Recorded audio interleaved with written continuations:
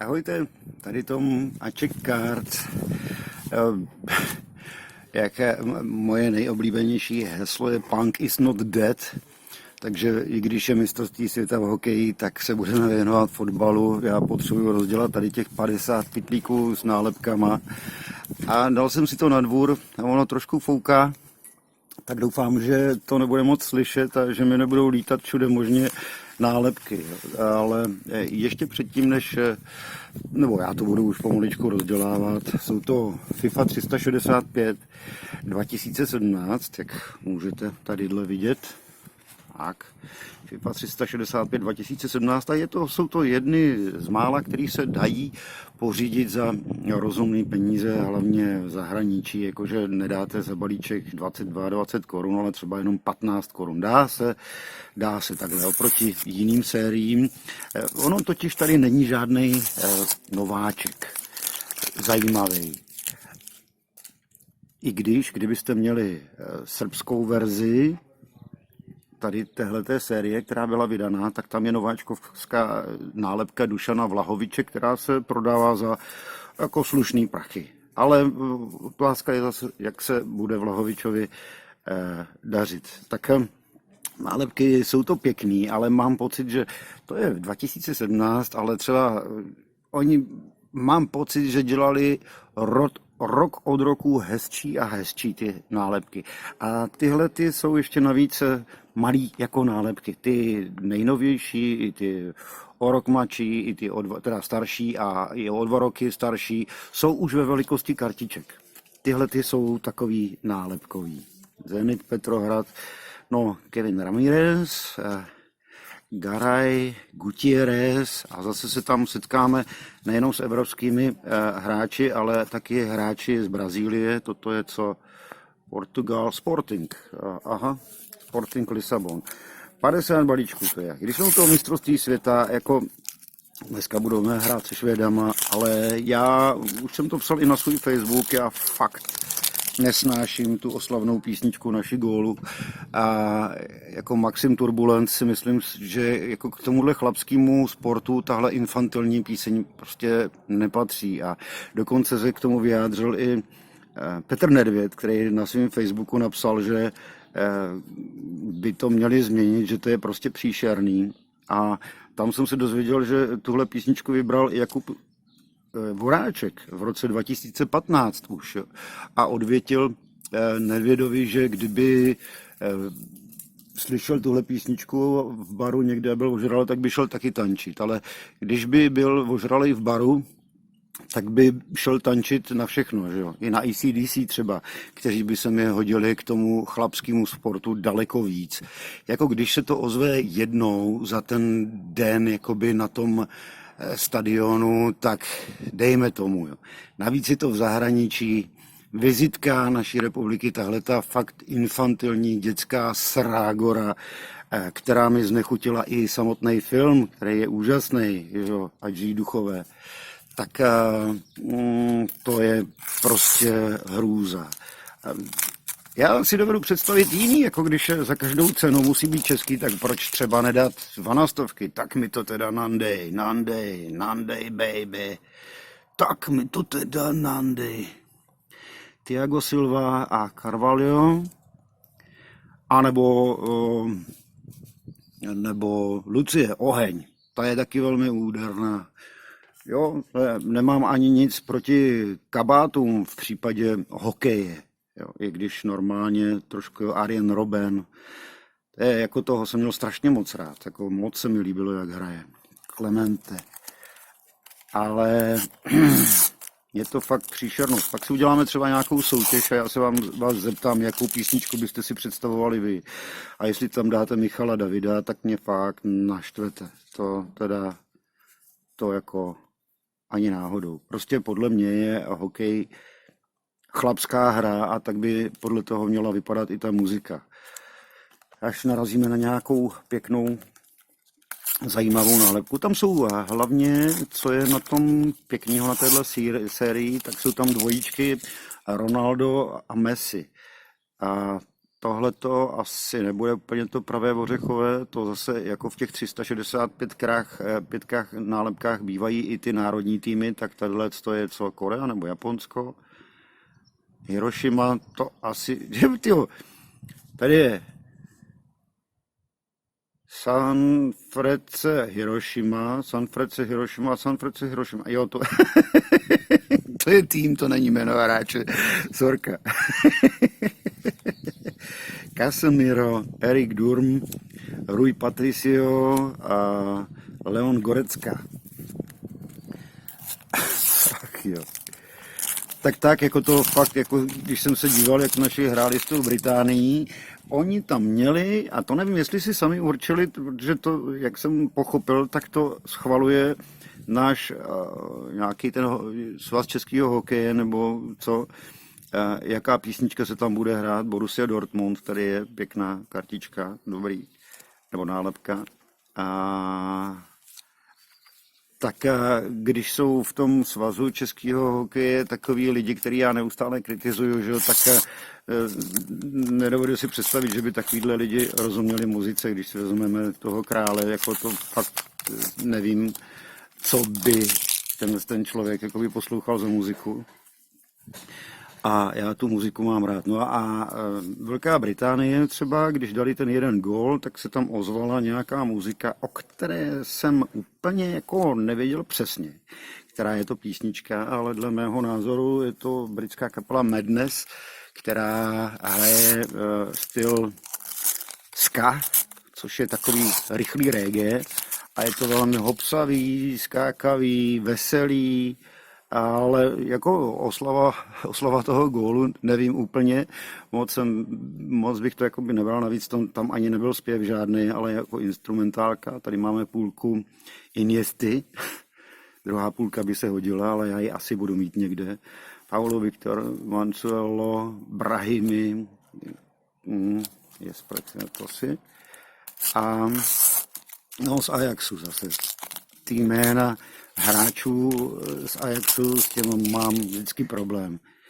A Traoré, Ulimwengu a Asale. A to bude co zač? To bude zase nějaký, no nevím. A tady tohle to je, co to bude? AS Roma. Peruty. Zase prostě parádní nálepky. Zegelar, Juan, Di Maria, Paris Saint-Germain. No, dneska jsem si nevzal kafičko, protože to už mám vypitý, takže si dávám, zapím ho energetiákem. No, musím se napít, aby mi to nestepalo, protože fakt svítí sluníčko a je...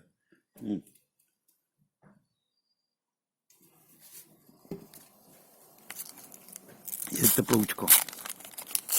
Já už jsem v minulosti už jen 2 tyhle boxy otevíral a ty nálepky se mi moc líbily. Tady ty trojičky dělali už vlastně i v té následující sérii a hlavně teda sérii 2020.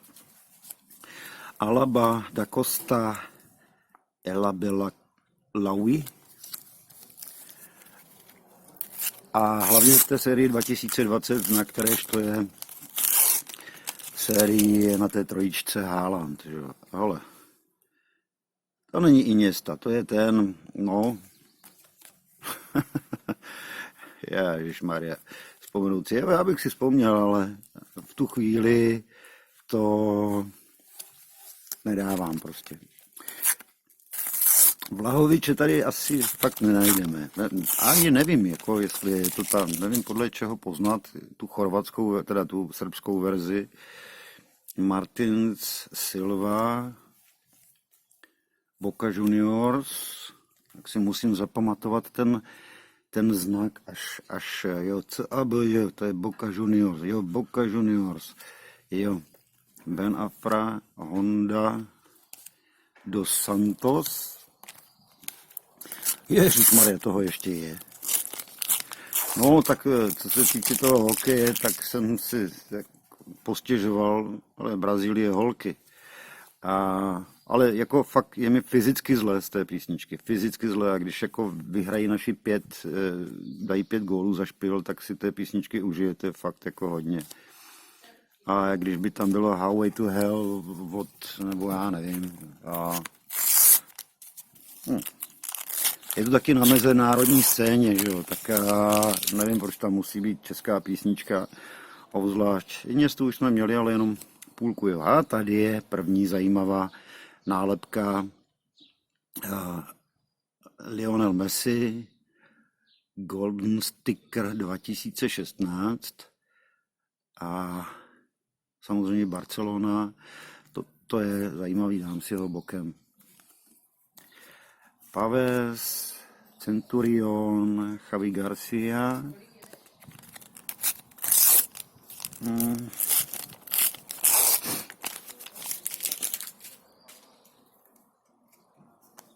A Aubameyang z Borussie, Thomas Müller, Simon Kjær, Pelé, ale Johan Pelé, Zukui. Odkud on je? Boca Juniors, už to vím, už se to učím. Boca Juniors. Junior, Boca Junior. Tošič, Romagnoli, Claudio Bravo, Neymar Junior, dám si ho bokem, Mandžukič. Není to bohužel Vlahovič, protože ten Vlahovič je tam v dresu, tuším, Červené Zvězdy. Dneska hraje za koho? Za Juventus. Marcano byl nejlepším střelcem italské ligy. Marco Reus, Rabia, Birky. Takže zase i na takovýchhle nálepkách se dají najít cenný nálepky. Juan Fran, Luis Suárez, Ivan Rakitic, Grenier a Silva. Jinak dostal jsem takový zajímavý koment pod video, kde jsem spálil Jágra OFS 98-99, kde já říkám, že OFS vydali pod názvem OFS 98-99 a teď je buyback. Hele, to je ta, o které jsem mluvil, ta dvojička Messi Ronaldo. Viděl jsem ji prodat na eBay za docela hodně peněz, ale byla to PSA 10. Když se tady podívám jenom na to centrování, tohle to by 10 nebyla. Ty okraje jsou opravdu každý jiný.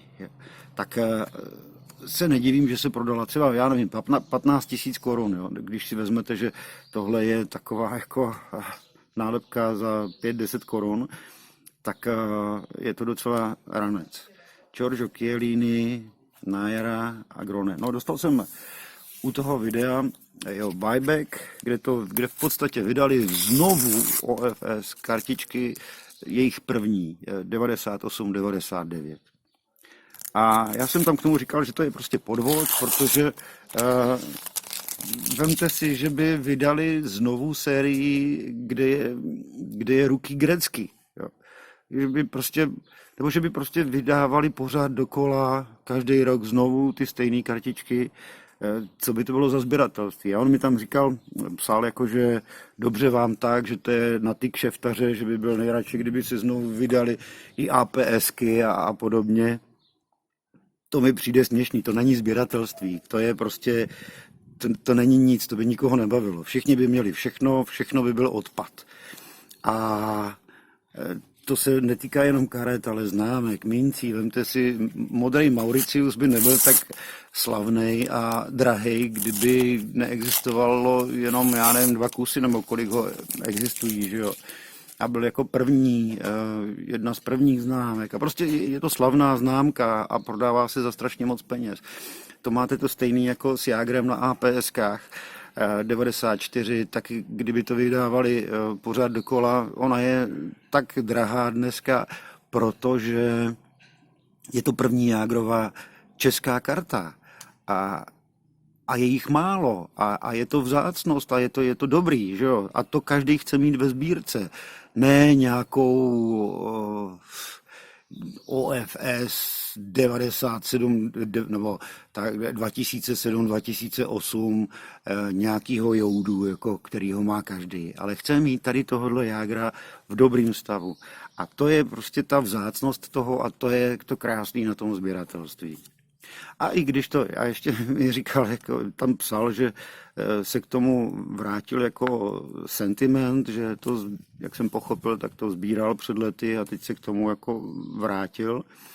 A Antoine Griezmann, Murillo, a tak jsem mu napsal, no tak a kam jste dal ty karty? Tak je máte, ne, doma, nebo jste je někde zašantročil, někomu dal, nebo vyhodil? Tak když jste je vyhodil, že jo, to už jsem mu nepsal, když je vyhodil, tak má prostě smolíka, měl si je nechat. A teď je chce znovu po 20 letech mít za stejný peníze jako před těmi 20 lety, to je přece naprostý nesmysl. Ale holej nesmysl. To prostě takhle nefunguje sběratelství. To potom, co dělá, prostě není sběratelství, to je nějaký, já fakt netuším co. A znovu připomínám, když jsem koupil třeba 10 jágrů, jak se můžete v jednom z mých videí taky podívat, 10 jágrů APS 94-95 po 100 koruně jsem je koupil v super stavu. Hele, Messi, další pěkná nálepka. Když jsem je koupil v super stavu před 20 lety, tak to bylo na burze v Praze a přišel za mnou kamarád, přivedl si sebou starého pána a říká, tady máš, jako on nabízí tady ty jágry a nikdo je po něm od něj nechce. No, já jsem koupil od něj těch 10 jágrů v době, kdy je nikdo nechtěl. Za 100 jednoho. Takže mi to stálo 1000 korun, těch 10 jágrů. Dneska se tady ti jágrové v dobrým stavu prodávají za 2500 korun. A co to má společného s kšeftováním, když to koupím ve chvíli, kdy to nikdo nechce? Opravdu to prostě nikdo nechtěl za tu 100. Já jsem si řekl, jo, to je dobrý. No, 20 let mi to leželo doma, když jsem to vytáhl, tak já už teďka mám jenom 2 a poslaný do PSA. Paul Pogba, Juventus, a tak jsem mu napsal, to je investování, že jo. To není kšeft, a to se musí jakože oddělovat. Kšeftování bych nazval tím, co udělali ty OFS právě s touhletou sérií, protože to je prostě nehoráznost.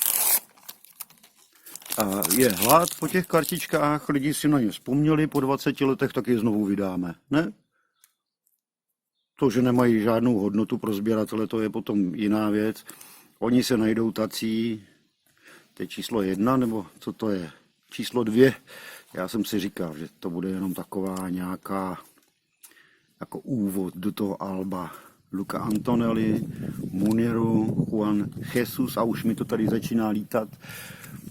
To až budu kontrolovat to video v počítači, tak zjistím, jestli je to slyšet i na tom mikrofonu. Doufám, že ne.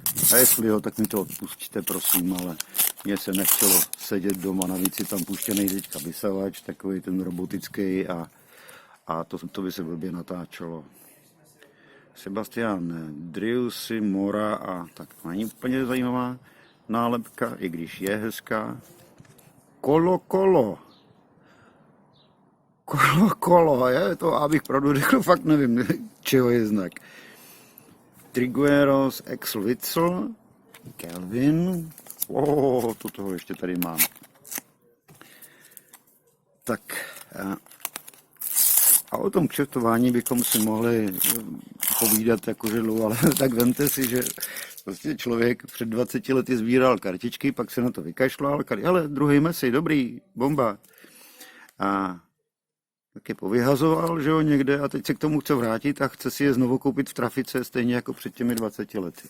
Tak jako u některých kartiček se to dá, jako třeba, já nevím, ty zahraniční skórky nebo prosetky, jo, to pořád se dají koupit boxy a balíčky, ale Iniesta, tak máme druhou půlku, mám pocit, že tam mám tu první A teď mám i tu druhou. A tady je kdo? To je Griezmann. Tak toho tam ještě nemám. Tudor je Hevedes Gabi. Takže jo, u něčeho to tak funguje, ale to jsou bezcenný věci. Pokud chce něco, co měl před 20 lety a už se to nevyrábí, těch 20 let a už to 20 let nejde sehnat, tak prostě nemůže počítat s tím, že to bude stát stejný peníze. To přece nejde, to o tom sběratelství není. Každý chceme mít nějakou tu vzácnou kartičku ve své sbírce. A to je naprosto normální, že chci mít a chci se s tím chlubit někde, jako, anebo se s tím chci kochat. To je to sběratelství, ne, že prostě všichni budou mít všechno a kdykoliv si to můžou jít do trafiky koupit. To prostě se sběratelstvím nemá nic společného. To je o cigárech, že jo. Benzema, hele, toho si dám bokem, protože tomu se letos daří, jako nikdo s tím nepočítal, že zrovna Benzema bude takhle hýbat tím fotbalem, jakože opravdu hýbá. Díky němu se Real dostal do finále, hele, to je pěkná trojička. Messi, Suárez a Neymar junior. Takovýhle hezký tam jsou. Jo, potom tady ty legendy, Raúl, ty jsou taky pěkný, zlatý legendy. Edilson, Jeremenko, Martinez.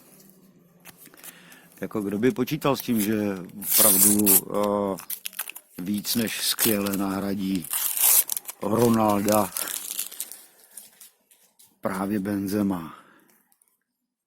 Ale jako daří se mu neskutečně. Zhang, Kim a Feng. Tak to budou podle mě Korejci. Tady je znak nějaký, ale co to bude za tým, když já vždycky musím přemýšlet, co je tohle za znak. Jasně, to je Inter Milán, ale než mi to docvakne, tak to chvilku trvá. Ben Kalfalach. A jo, CSKA Moskva, jasně, Mohamed Salah, Mohameda si dám bokem. A dneska hrajeme s těmi Švédy, ale tam, co jsem četl, tak oni tam mají snad jenom 15 hráčů v tom manšaftu, že prostě tam jim teprve teď skončila liga, takže ty hráče z těch manšaftů, který hráli v finále, ještě nemají k dispozici, tak se zvědají, jak ten zápas bude vypadat. Prý dali dohromady 4 teda útoky, tak to by měli jenom 3 obránce, ale to asi ne, asi to bude jinak. Jsem sám zvědavý, jak to bude vypadat. Torres, Nilo, Donnarumma, tak to by se dalo brát jako jeho nováčkovská nálepka Donnarummu, jo, ale neprodává se to za nějak moc. Paulo Dybala, Ideje a Silva, nejlepší brankář mistrovství Evropy posledního, jo, a chytá za Paris Saint-Germain. Ale to Paris Saint-Germain, no nevím, jako ne vždycky peníze jsou všechno, že jo. Když se tam sejde několik hvězd, který se chovají jako hvězdy, tak to může být docela problém. A pořád je to rozdělávat. Já nevím, já snad těm našim nebudu fandit, proto abych znovu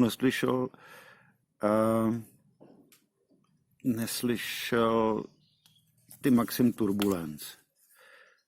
Schmelzer, Douglas Costa, Vilches, Schöne. Jedeme dál.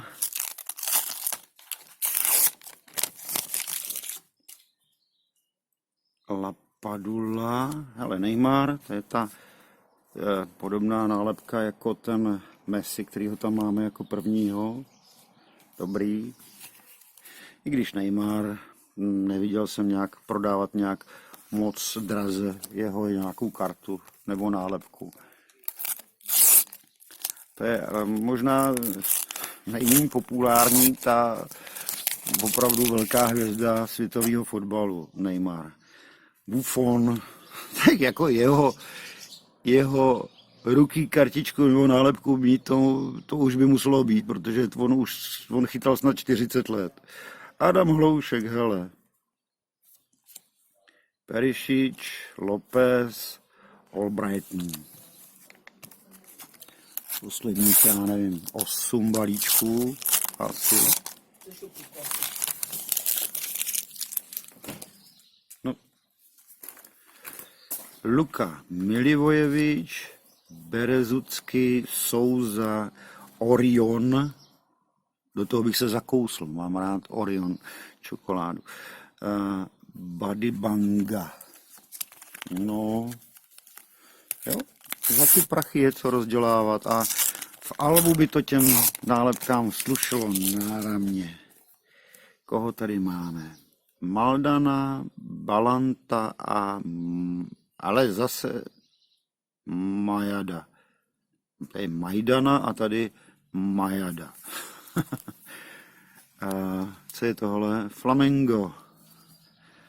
To je taky Brazílie, stejně jako tohleto, Boca Juniors, Benedetto, Fati, Nacho, to bylo co CSKA a Moskva. Ty asi neuvidíme moc v těch soutěžích v příštím roce, ty ruský týmy. Tufan, Messi, hele, dobrý. Musa, Boria, Sambueza. Messi fajn, ale pěkná nálepka. I ta centrovačka v pohodě. To jednou až, ale ne, tak to nemá smysl posílat do PSA za $50 ji nechat gradovat, to fakt ne. To jedině prostě do nějakých těch levnějších společností a to si nejsem jistý, jestli má vůbec smysl. Valdés, Insulde, jejda, špatně to hážu. Traoré, Vidal, jo, Vidal to byl tam, kde jsem měl tu jeho půlku. Arturo Vidal.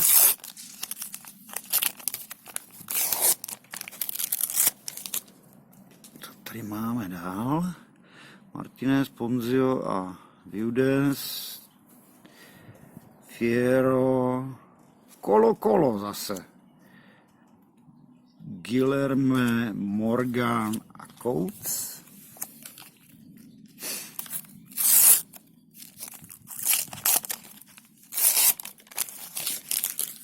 Jo, já si myslím na ten Maxim Turbulence, to je hrozný. Marquinhos, Armani, Pizarro, Gago, Broxham.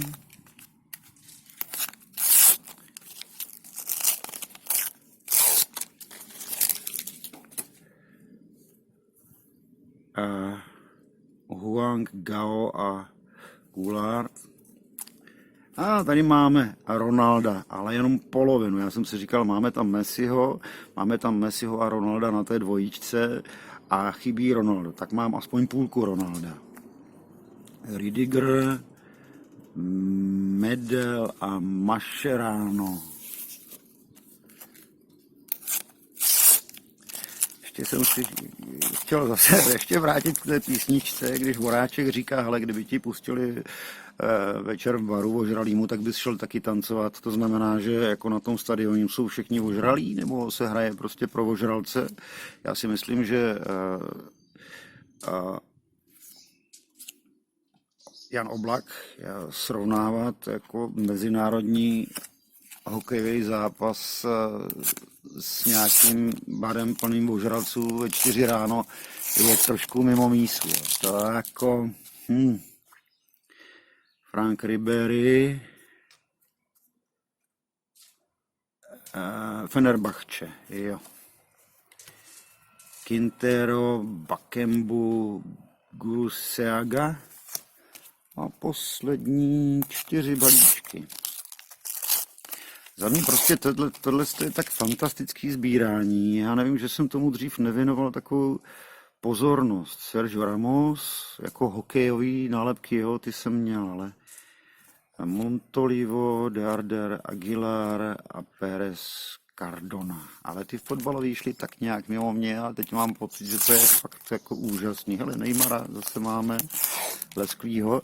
Ale je to první a když si to tak jako poslechnete, tak ono je to lehce na to přilepený a dost často se stává, že část toho balíčku, ale jenom malinko, už takhle, jak jsem to dělal, tak to nemusí být úplně čistý a kousek toho obalu na tom může zůstat. A to už je trošičku problém, kdybyste měli nějakou vzácnou tu kartičku, jakože tohle to není Bůh ví co, Paris Saint-Germain znak,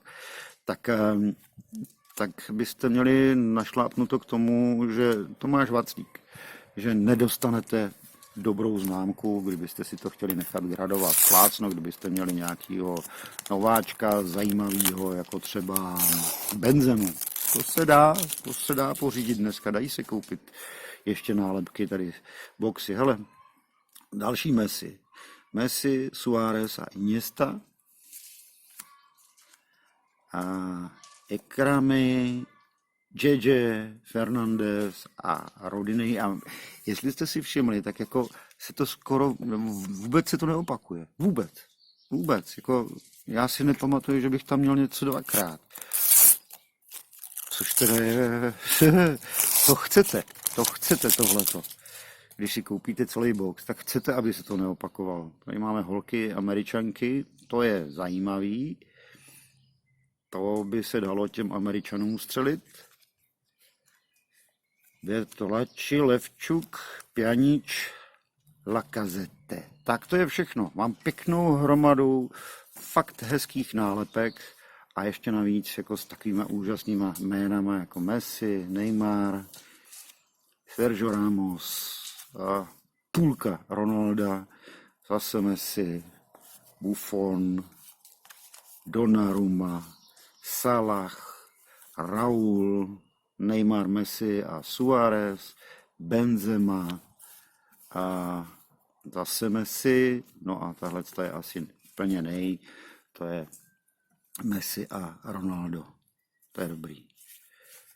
No a hromadu tady z těch kartiček, nálepek, pořád si to pletu. Kdybyste chtěli potom něco doplnit, já už to jdu zařazovat, zase nafotím a dám všechno na ten svůj plánovaný e-shop. Ode mě to všechno, držte naším palcem na mistrovství světa, teď myslím v hokeji, nikoli ve fotbale, tam jsme se zase nedostali, že jo. A přeji vám hezký den, ahoj.